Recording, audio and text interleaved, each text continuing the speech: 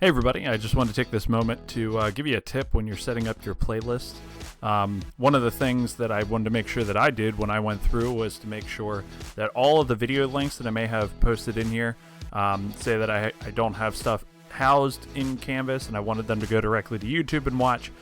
Just remember we do have content filters, so to make sure that everything is going to be up and running for your students, you want to check each video. I want to show you two videos here, then when I click on them, like this one will take me to this page.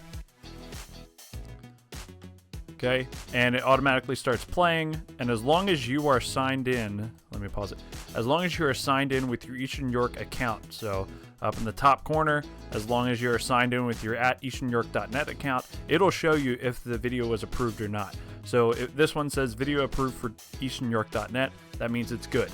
Okay, let me show you the other video here, and when I click on it, click on this one, now down at the bottom you will see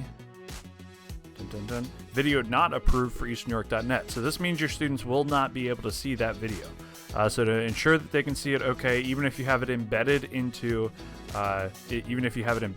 Canvas or into Google Classroom, wherever you have it, it still will not play for them unless you approve it. So I'm going to approve this video. I've watched the entire thing through the duration.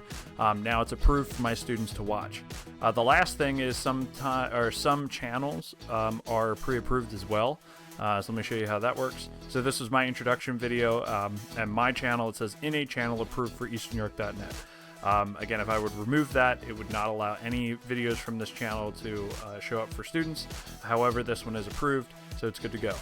Just one thing to check when you are setting up your playlist is to check to make sure the videos are approved for your students to watch, and the only way that you'll view that is if you're logged in as your easternyork.net user. All right, hopefully this is helpful, and I'll catch you later. Bye.